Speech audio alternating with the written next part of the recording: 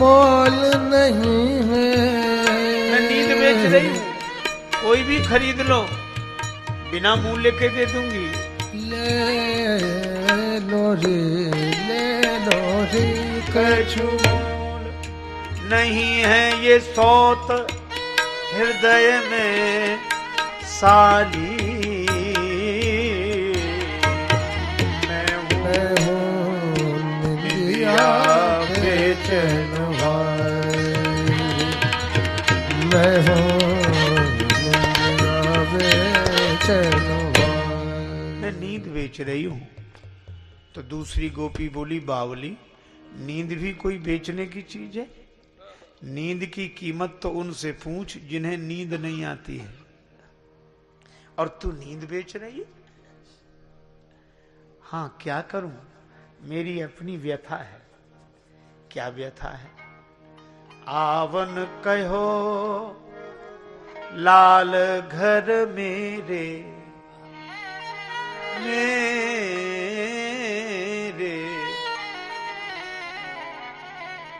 नंद नंदन प्यारे श्याम सुंदर श्री कृष्ण चंद्र ने मुझसे कहा, गोपी आज मैं तेरे घर आऊंगा। मैं बड़ी प्रसन्न हुई, पूरी तैयारी की, यहां बिठाऊंगी, यहां स्वागत करूंगी, जीवन का लाभ प्राप्त करूंगी। तो क्या आए? नहीं आए। पर नंदलाल के आने के पहले नींद आ गई। आए मोहना फिर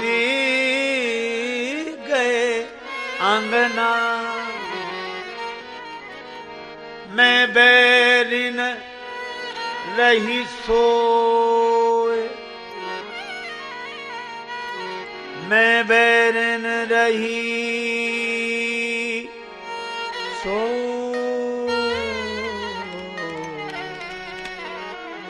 मैं बैरिन रही सोए, मैं सो गई। श्री कृष्ण आए, मुझे सोते हुए देखा, लौट गए। जब श्री कृष्ण चले गए, मेरी नींद खुली। आंगन की धूल में उनके चरण चिन्ह देखे, इतनी गिलानी हुई। तब से ही सोच लिया, री नींदिया नींदिया बैरिन, नींदिया तो है मैं बेच दूं, जो को गाहक होए, जो को गाहक होए, निंदिया बेचन। मैं हूँ निंदिया बेचैन वाली, निंदिया बेचन वाली, मैं हूँ निंदिया बेचैन वाली, बेचैन वाली, बेचैन वाली, निंदिया बेचन वाली, निंदिया बेचन वाली, निंदिया बेचन वाली। मैं नींद बेच रही हूं।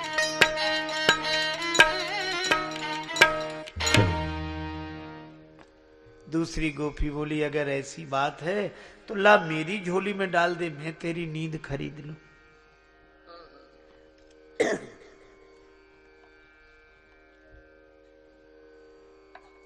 तो कहा कि तू नींद क्यों खरीद रही है? क्या तुझे कन्हैया अच्छे नहीं लगते? दूसरी गोपी बोली कि अच्छे तो तुझसे ज्यादा लगते हैं मुझे, लेकिन मेरी भी अपनी व्यथा है। क्या व्यथा है? व्यथा यह है, पौड़ी होती, मैं अपने पर्यंक पर पौड़ गई, पौड़ी होती पलका पर में, ज्ञान और ध्यान प्रभु चित लाए। पर्यंक पर पौड़ी हुई श्री कृष्ण का चिंतन कर रही थी। और इतने में लाग गई पल में पलके, पल लागत ही पल में प्रभु आए लाग गई।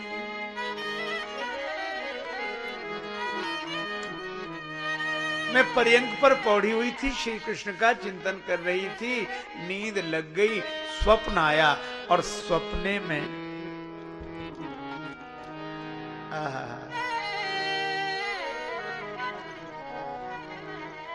स्वप्न में श्याम सुंदर आए। अरे मुझे लगा श्री कृष्ण मेरे घर आए, उठकर स्वागत करूं। मैं जो उठी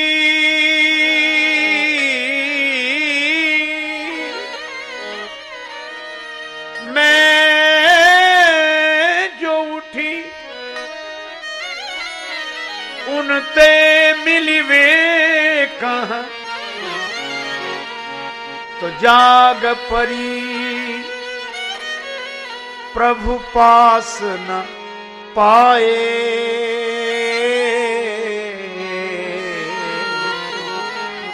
नींद खुल गई तो श्री कृष्ण वहां थे ही नहीं। तो तैं प्रभु प्रीतम जागी, तैं प्रभु प्रीतम सोए के खोए,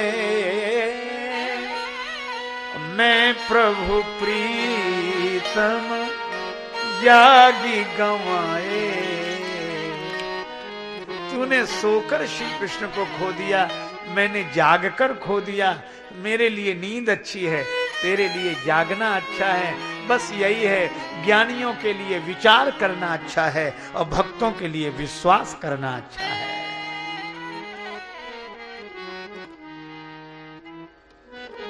भक्त कहते आंख खुले ही नहीं, लगी ही रहे। और जिसकी आंख भगवान से लग जाए वही तो भक्त है। आंख उनसे लग जाए।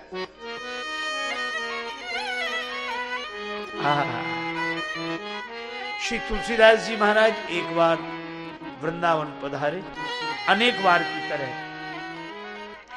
अपने परम मित्र संत श्री नाभादास जी की कुटिया पर। मध्याह्न काल नाभादास जी श्री यमुना जी स्नान के लिए गए थे, कुटिया पर नहीं थे। श्री तुलसीदास जी ने कंबल बिछाया, दोपहरी का समय था, विश्राम करने लगे, नींद लग गई। नाभादास जी स्नान के बाद आए, मेरी कुटिया पर कौन सो रहा है? अरे यह तो हमारे परम मित्र श्री तुलसीदास जी हैं। जगाया, परस्पर दंडवत प्रणाम हुआ।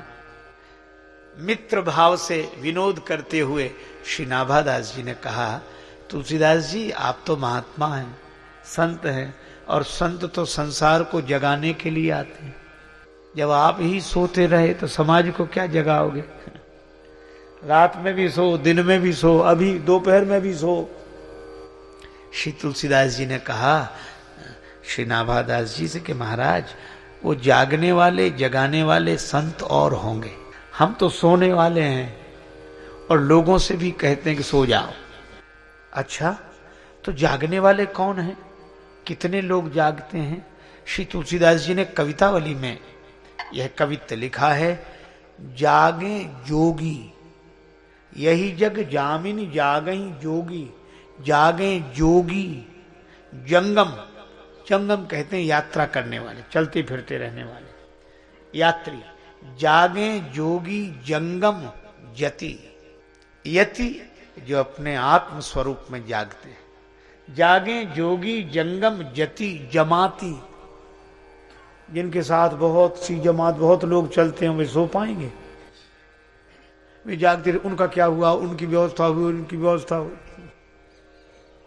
जागे जोगी जंगम जति जमाती, ध्यान धरें, डरें उर भारी लोभ मोह कोह काम के। इनके आक्रमण का खतरा है, संकट आ सकता है, काम क्रोध लोभ मोह। और जागे राजा, राजाओं को जागना पड़ता है, कोई दूसरा आक्रमण न कर दे। जागे राजा राजकाज, और राजा जागता है राज्य की चिंता में, और राजा की चिंता में सेवक जागते हैं। सो गए कभी नहीं। जागे राजा राजकाज, सेवक समाज सब सोचें सुनी समाचार, बड़े बैरी बाम के। और विद्यार्थी जागते हैं विद्या अध्ययन में। जागे बुध विद्या हित, और जो पंडित हैं वे शास्त्रार्थ के लिए जागते हैं। हमने इतना पढ़ा है, हमसे बात करो। जागे बुध विद्याहित पंडित चकित चित, जागे लोभी लालच धरन धन धाम के। लोभी लालची जागते रहते, ऐसा ना हो हम सो जाएं और वे चले जाएं और हमें मिले ही नहीं कुछ। जागे लोभी लालच धरन धन धाम के, जागे भोगी भोग ही, भोग सुख के लिए भोगी जागता है। वियोगी रोगी सोग बस, रोगी और वियोगी पीड़ा के कारण जागते हैं। अच्छा, इतने लोग जागते हैं तो फिर सोता कौन है? श्री तुलसीदास जी बोले, जागे भोगी भोग ही, वियोगी रोगी सोग बस। फिर सोता कौन है? कहा सोवे सुख तुलसी, भरोसे एक राम के। ये तुलसीदास सोता है। और श्री व्यास जी ने भी लिखा, बुंदेलखंड की वंदनीय विभूति श्री हरिराम व्यास जी, जो ब्रजवासी हुए और ब्रज का भक्ति साहित्य उनकी लेखनी से भगवान की कृपा के द्वारा निर्मित हुआ। वे ही कहते हैं, काहू के बल भजन है, काहू के आचार, व्यास भरोसे कुंवर के,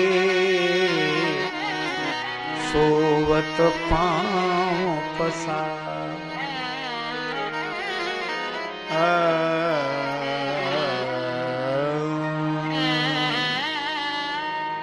इसीलिए जागना है ज्ञान मार्ग, सोना है भक्ति मार्ग। राम जी के साथ जो गए वो अगर सो गए तो रह गए। और आश्चर्य की बात, भरत जी के साथ जो गए वे सब सोते हुए गए।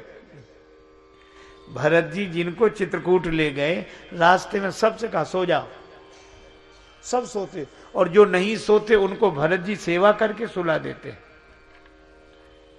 आराम करो। सब सोते थे। क्यों? क्योंकि राम जी ज्ञान स्वरूप हैं, ज्ञान अखंड एक सीतावर। और भरत जी प्रेम के रूप हैं, राम प्रेम मूर्ति तनु आही। तो प्रेम के मार्ग में सोना है, पर ज्ञान के मार्ग में जागना है। और यही कारण है कि ये सो गए तो राम जी इन्हें छोड़कर चल दिए।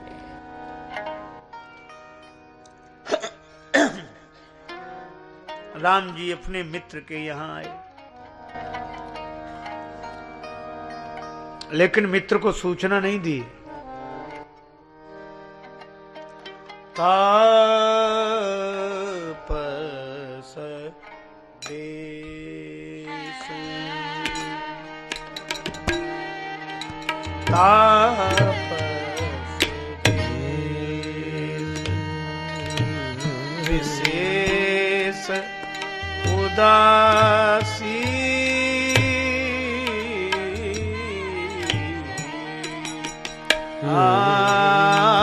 उदासी,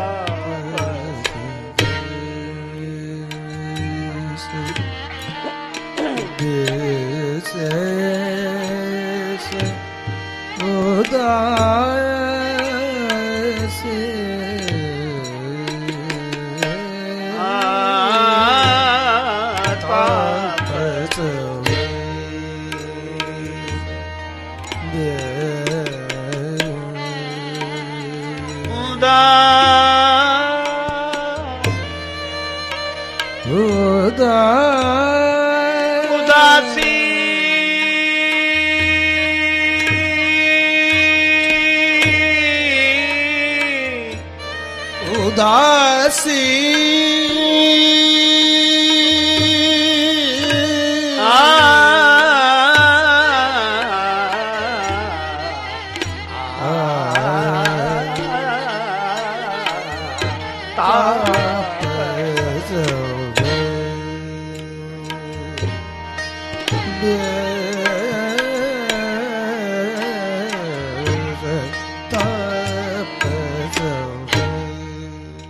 विशेष उदास 14 बरस राम बनवासी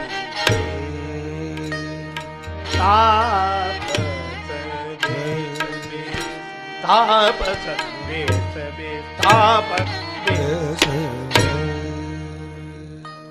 राम जी तो विशेष उदासी होकर आए, न मित्र न शत्रु, किसी से संबंध नहीं, कोई भाव ही नहीं। तो श्रृंगवेरपुर में भले ही उनके मित्र रहते हैं, पर समाचार राम जी ने नहीं दिया। श्री राम जी नहीं मिले, वे तो गंगा जी किनारे वृक्ष के नीचे विराजमान हो गए। पर निखादराज को समाचार मिला,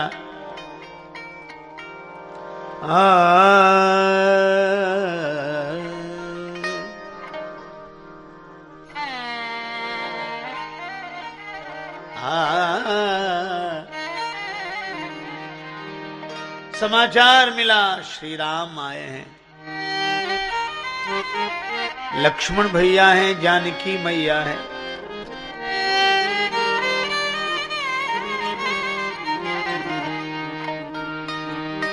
मित्र हो तो ऐसा,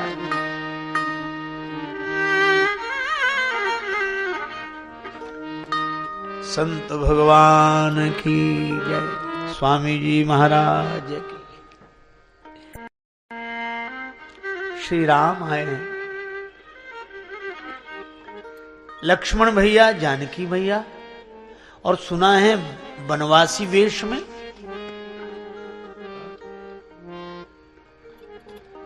आपने अनुभव किया होगा, जब मित्र के संपन्नता का समाचार मिलता है तो संपन्न मित्र से लोग अवश्य मिलते हैं। जिसकी महिमा हो, संपन्नता हो, चारों तरफ सुयस हो, तो सब भूले हुए संबंध याद आ जाते हैं। हमारे बहुत परिचित, हमारे तो खास है। अच्छा, उस बेचारे को याद भी ना तो याद, अच्छा भूल गए, आपको याद नहीं, हम वही हैं। और अगर विपन्नता का समाचार मिले तो पहचानने वाले भी ऐसे मिलते हैं जैसे पहचानते ना हो। सभी होते हैं रिश्तेदार, जबकि जर पास होता है और बिगड़ जाता गरीबी में जो रिश्ता खास होता है। यूं तो सैकड़ों दर्दमंद मिलते हैं, काम के आदमी चंद मिलते हैं, जब मुसीबत का वक्त आता है तो दरवाजे बंद मिलते हैं। देख लिया संसार हमने, देख लिया संसार हमने, देख लिया संसार हमने, देख लिया संसार हमने,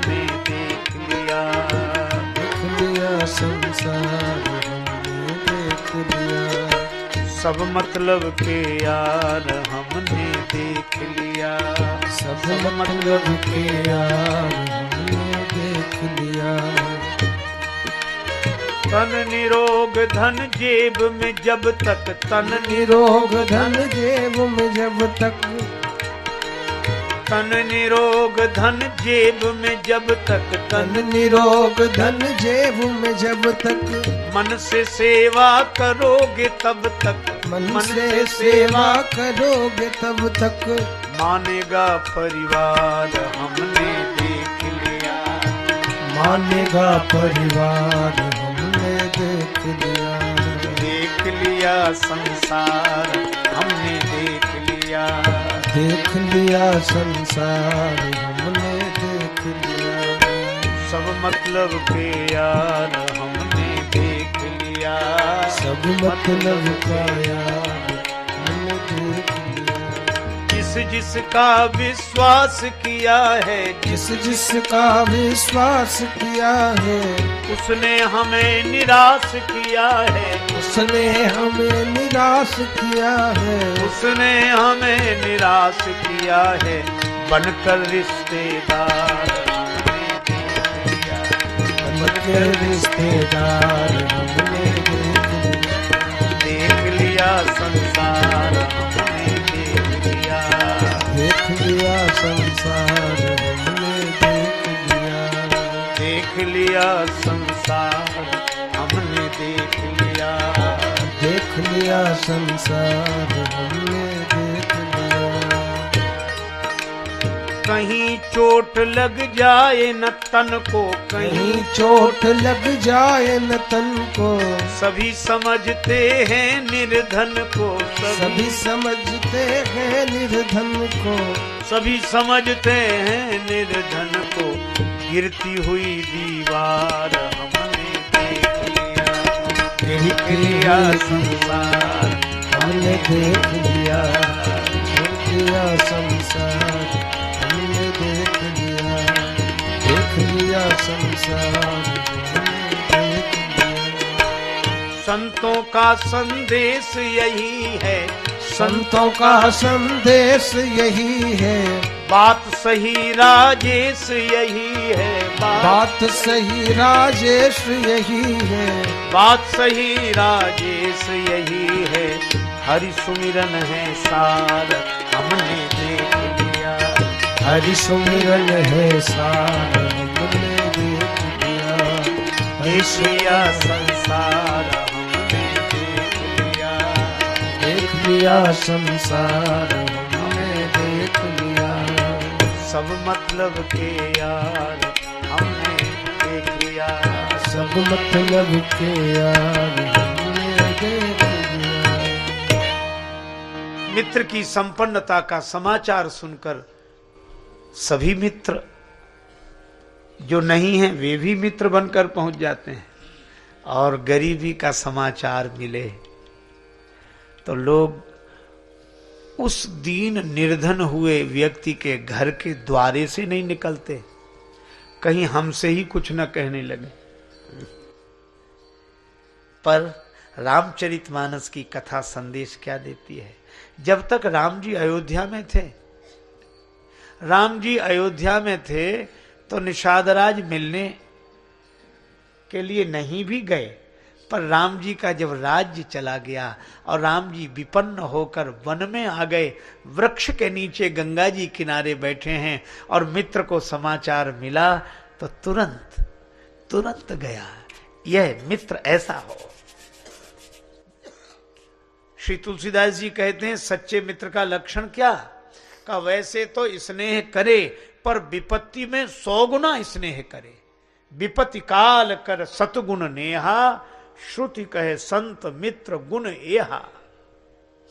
और ऐसा मित्र नहीं, आगे कहे मृदु वचन बनाई, पाछे अनहित मन कुटिलाई, और जाकर चित अहि गति सम भाई, अस कुमित्र परिहरई भलाई।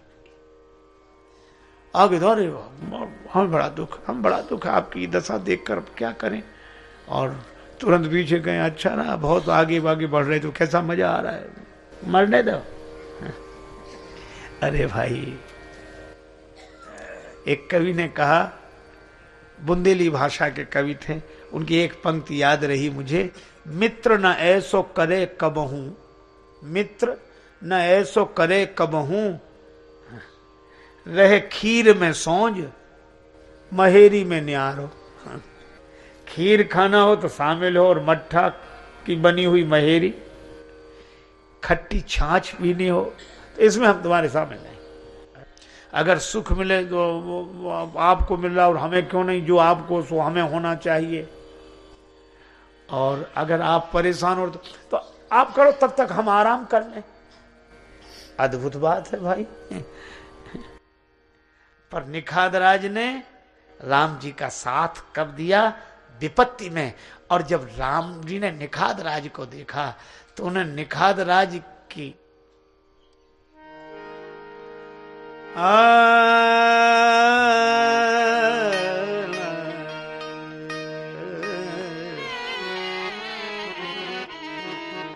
भगवान ने कहा कि 2 दृष्टियां हैं।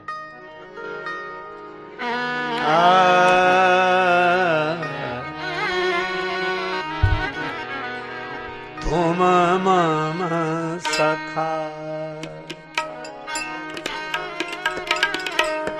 सखा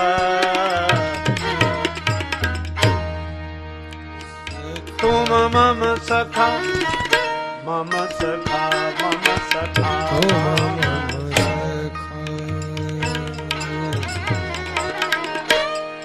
मम सखा तुम मम सखा। भरत जिमि भ्राता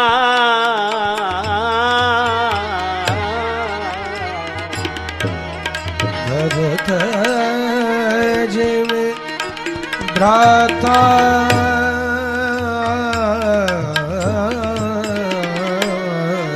तुम मम सखा।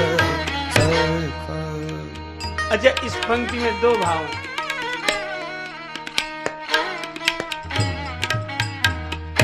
राम जी ने यही कहा कि लोक दृष्टि से तुम मम सखा, दुनिया वाले तो यही जानते हैं कि तुम हमारे मित्र हो, पर अगर मुझसे पूछो तो भरत जिमि भ्राता। लोग भले ही तुम्हें मेरा सखा समझें, पर मेरी दृष्टि में तो तुम मेरे भरत की तरह भाई हो। अच्छा, अब यह भी राम जी के चरित्र से सीखना चाहिए कि राम जी को भरत जी बराबर याद आते हैं, वन में भी। अच्छा, आप ऐसे कल्पना करो, जब किसी ने कहा कि भरत जी को राज्य मिल गया और आपको युवराज पद भी मिल रहा था, वह भी नहीं मिला, आप वन भेज दिए गए, तो भरत आपको कैसे लगते हैं? अच्छा, आप कल्पना करना, आज के युग में कितना ही कोई भद्र पुरुष हो, सज्जन हो, और उसके साथ ऐसी घटना घटे कि एक दिन पहले शाम तक यह कहा जाए कि कल युवराज पद पर बिठाया जाएगा, और दूसरे दिन कहे कि पद तो मिल ही नहीं रहा है, ये कपड़े भी उतारो और घर से निकल जाओ। अच्छा, कितना भी कोई सज्जन संत स्वभाव का भद्र पुरुष हो, तो इतना तो वह कहेगा ही कि यह कोई बात हुई, हम तो पहले ही पद नहीं चाहते थे, पर हमको धोखे में क्यों रखा, हमारे साथ विश्वासघात क्यों हुआ, हमने तो कहा नहीं था, तुम्ही ने कहा कि दे रहे हैं, फिर ऐसा व्यवहार क्यों किया। अच्छा, इतना तो जरूर कहता। अच्छा, दूसरी बात यह है कि वह जो स्वयं को मिलने वाला था, आप कल्पना करो, वह अपने ही किसी व्यक्ति दूसरे को मिल जाए, अपना ही हो, उसके बाद वो अपना लगेगा कैसे? हमारे होते तो उन्हें लेना चाहिए था, जब हमें नहीं मिला तो उन्हें भी नहीं लेना चाहिए था, यही कहते। लेकिन चलो, अब जो है सो ठीक है, लेकिन हमारे साथ अच्छा नहीं हुआ, और लोग भी कहने लगते कि हां तुम्हारे साथ अच्छा नहीं हुआ। पर राम जी की सोच देखो, इसीलिए यह संभावना इंसान में नहीं, यह तो भगवान में ही हो सकती है। राम जी क्या कहते हैं, जब लोगों ने पूछा कि भरत आपको कैसे लगते हैं, तो राम जी ने कहा कि जब मैं युवराज बन रहा था, उस समय भरत मुझे प्रिय लग रहे थे, और जब भरत राजा बन गए तो मुझे प्राण प्रिय लगने लगे। भरत प्राण प्रिय पावहीं राजू, प्राण प्रिय भरत को राज्य मिले, प्राण प्रिय भरत को राज्य मिले। आप कल्पना करो, राम जी को भरत जी प्राण प्रिय हैं, और आज के युग में ऐसी कल्पना नहीं की जा सकती, अपने को मिलने वाली चीज और ऐन मौके पर किसी दूसरे को मिल जाए, वह हमें प्राण प्रिय लगेगा कि उसके प्राण ही प्रिय लगेंगे। पर राम जी कहते हैं कि अगर भरत ने यह पद ना संभाला होता तो मुझे सत्संग का अवसर नहीं मिलता। लोग तो हमें युवराज बना रहे थे, पर भरत ने तो राज्य लेकर हमें महाराज बना दिया है। तापस वेश विशेष। और आज जब निखादराज को देखा तो भी भगवान को लगा कि ये भरत, क्यों? क्योंकि निखादराज जब आए तो एक ही बात कही, यह दशा देखकर मित्र का हृदय भर आया, नेत्रों में आंसू आ गए, हाथ जोड़कर कहा कि प्रभु हमने सुना है कि आपका राज्य चला गया, और लोग भी यही कह रहे हैं कि आपका राज्य चला गया। पर जो कहते हैं कि आपका राज्य चला गया उन्हें पता नहीं है।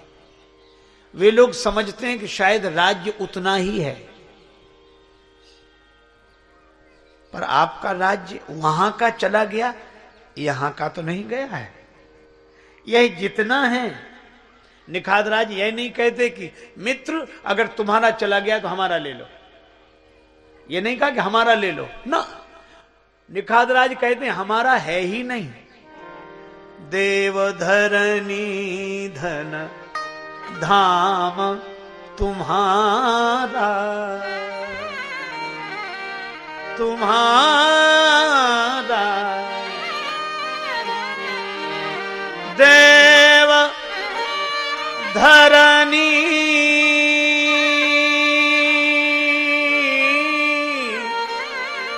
धरनी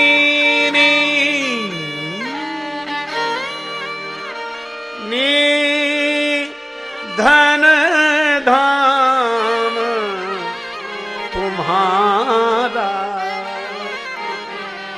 हे प्रभु उतना बड़ा तो नहीं, पर जितना है वो सब आपका है। अच्छा, अगर हमारा है तो तुम क्या कर रहे हो यहां? हमारा है तो तुम क्यों रह रहे हो? अच्छा, स्वामी के साम्राज्य को संभालने के लिए सेवक तो रहते ही है ना।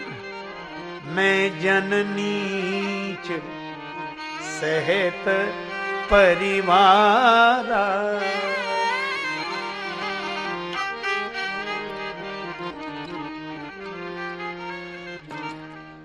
मैं पूरे परिवार के सहित आपका छोटा सा सेवक हूं।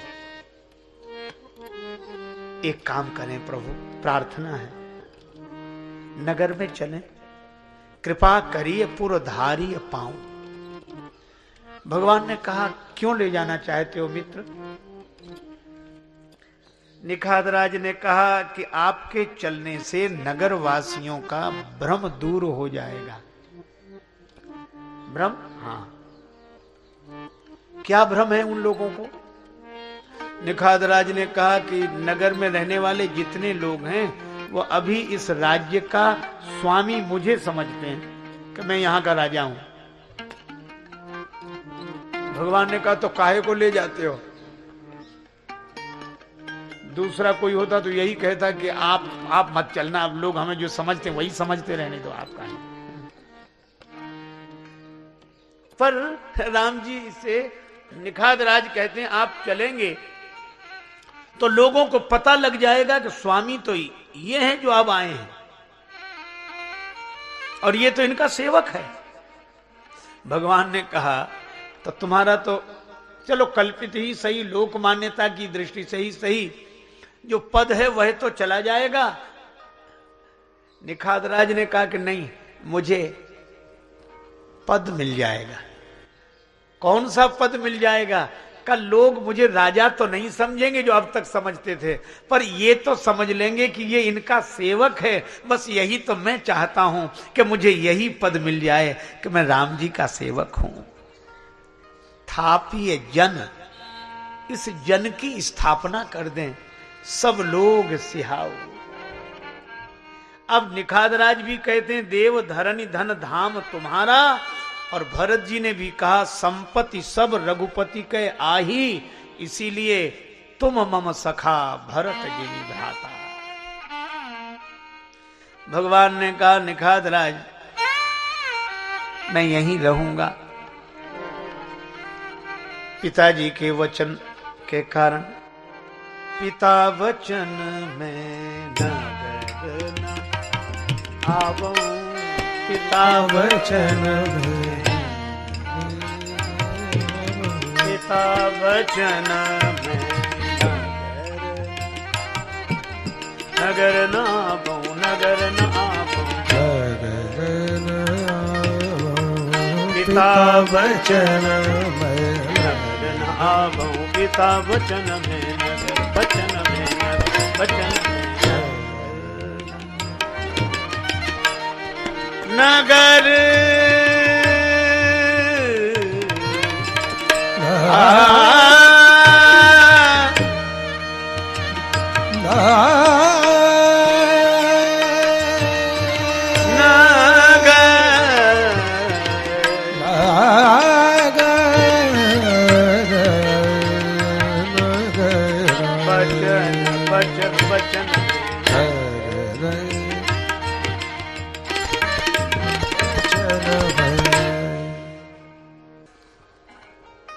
यही व्यवस्था करो।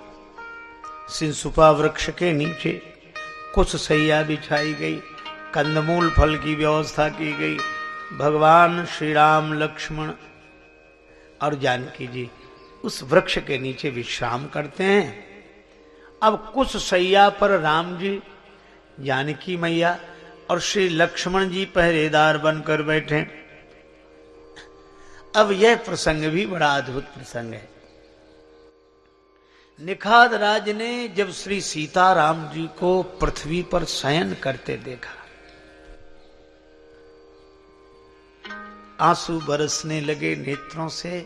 सोने के महलन में चंदोवा चारु मोतिन के, सोने के महलन में चंदोवा चारु मोतिन के, हीरन की झालरें हिले हिलोर खाए के। आस पास दासी दास जिनकी खबासी करे, शीतल सुगंध मंद पवन ढुराए के। ऐसे भवनों में निवास करने वाले राम जी आज सोई रघुनाथ, माथ नीचे धरी हाथ सोए, पाथरी शिला पे कुछ साथरी बिछाए के। पत्थर की शिला पर कुशासन बिछाकर सिर के नीचे हाथ को ही सिरहाना बनाकर श्री राम सोए हैं। दुखी है निखादराज और राम जी सो गए। अच्छा, दुखी सो सकेगा? राम सहज आनंद निधानु। अच्छा, तो घर छोड़ने के बाद याद तो आती होगी कि देखो हमारे साथ ऐसा हुआ, उन्होंने ऐसा किया। ना, क्यों नहीं याद आई? श्री तुलसीदास जी कवितावली में लिखते हैं, कागर कीर जो भूषण चीर शरीर लस्यो तज नीर जो काई। इसी पद्य में कहते हैं, संग सुभामिन भाई भलो, दिन द्वैजनु औध होती पहुनाई। राम जी तो अयोध्या से ऐसे चल दिए जैसे कोई किसी के घर मेहमानी के लिए गया हो, किसी धर्मशाला में रुका हो। राजीव लोचन राम चले, तजी बाप को राज बटाऊ की नाई। अब यहां बाप का राज बटाऊ, बटाऊ माने पथिक, पथिक की तरह बाप का राज्य छोड़कर चले आए। नहीं तो बाप के राज्य को लोग कहते हैं हमारे बाप का है, किसी के बाप का है क्या? पर राम जी बाप के राज्य को भी बटाऊ की नाई, आहा, ऐसे छोड़ दिया जैसे 2 दिन मेहमानी के लिए रुके हों।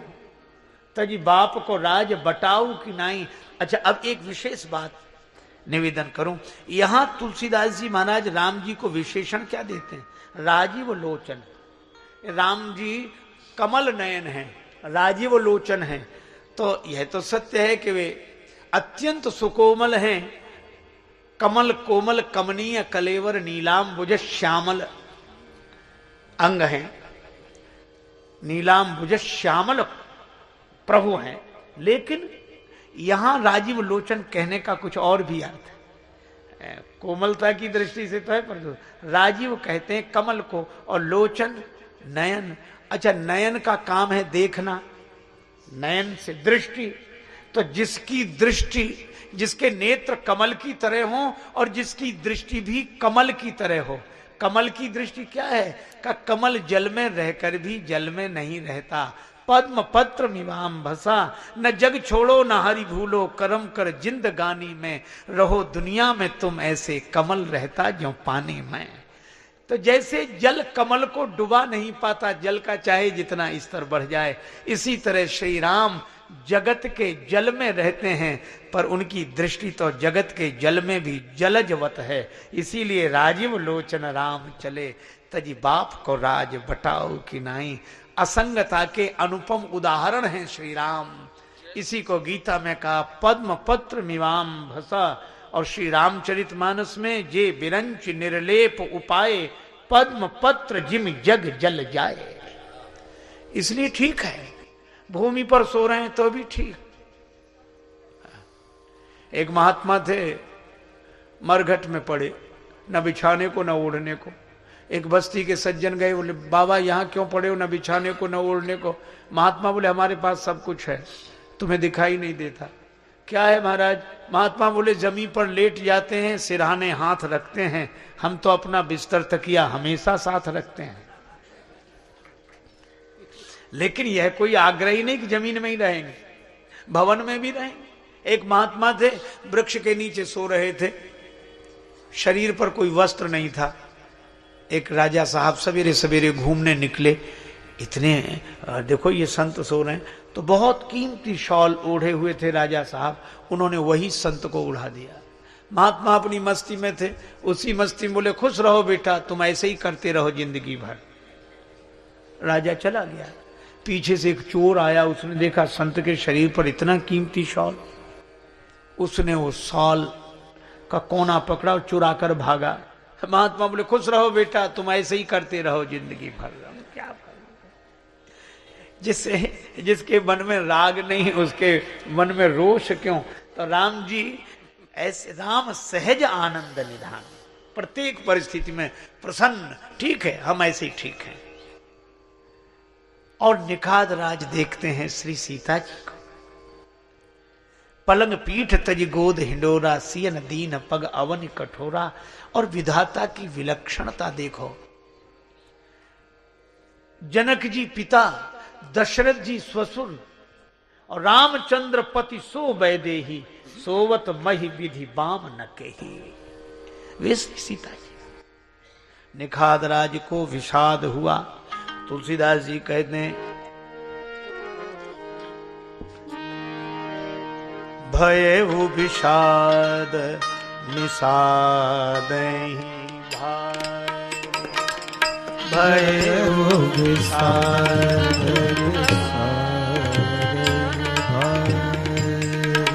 राम सिय महि शयन निहाय, राम सिय महि शयन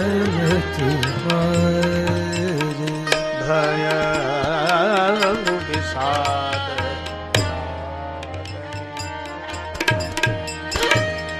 भयउ विषाद।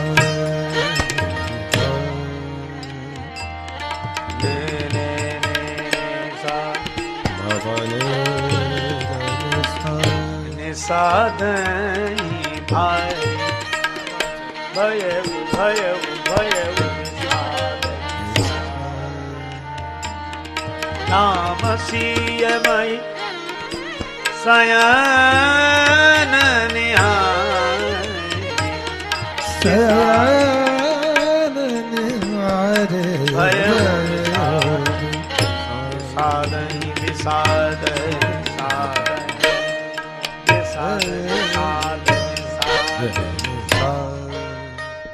निषाद राज को अत्यंत विषाद हुआ। अब यह अगर संगति मिलाकर देखें तो श्रीमद् भगवत गीता का प्रथम अध्याय विषाद योगो नाम प्रथमो अध्याय। विषाद भी योग बन जाता है अगर हम सदगुरु के समीप हों। श्री कृष्णम वंदे जगद गुरुम। निषाद, अर्जुन को विषाद हुआ तो श्री कृष्ण जगत गुरु के रूप में उनके सदगुरु होकर उपदेश देते हैं। और निषाद को भी विषाद हुआ,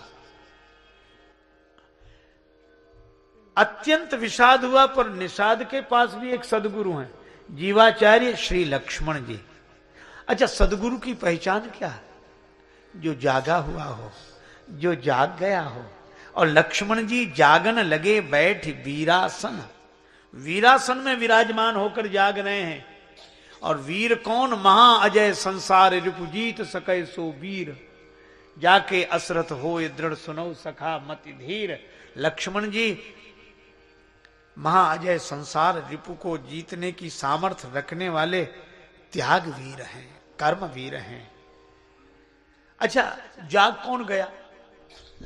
जागा हुआ वह है जो अहमता ममता से मुक्त हो, देह की अहमता से, गेह की ममता से मुक्त हो। और लक्ष्मण जी राम बिलो की बंधु कर जोरे, देह गेह सब सन तृण तोरे। देह गेह अर्थात अहमता का भाव देह में नहीं, ममता का भाव गेह में नहीं, लेकिन ये देह गेह सब सन तृण तोरे की स्थिति बनी कब? जब लक्ष्मण जी ने राम जी का दर्शन किया। और मैं भी आपसे कहता हूं कि जिनको परमात्मा का दर्शन होता है, भगवान का दर्शन होता है, सच्चिदानंद प्रभु का दर्शन होता है, उन्हीं की अहमता और ममता छूटती है। वे ही अहमता ममता से मुक्त होते हैं, वे ही समता के भाव में रहते हैं। तो लक्ष्मण जी तो जागने वाले हैं। जागन लगे बैठ वीरासन, और निषाद राज को हुआ विषाद। और संकेत यह कथा यह करती है कि मन में जब जब विषाद आवे तो किसी जागने वाले सदगुरु के पास पहुंच जाना चाहिए, जागने वाले के पास पहुंच जाना चाहिए, क्योंकि यही जग जामिनी जागहि जोगी। निषाद राज पहुंच गए लक्ष्मण जी के पास और बोले क्या? कै कै नंदनी मंदमति, कठिन कुटिलपन कीन, जेहि रघुनंदन जान की, सुख अवसर दुख दीन।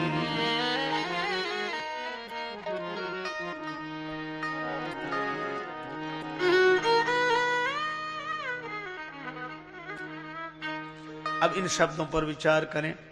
निषाद राज बोले ये कैकई नंदनी अर्थात कैकई जी कैसी है? मंदमती। कैकई नंदन मंदमती। अच्छा, एक बात आपने सोची, कैकई जी को यह उपाधि मिली मंदमती, क्यों? है? जो जिस गुरु परंपरा में हो, जिन गुरु जी से दीक्षा ले, तो उनकी जो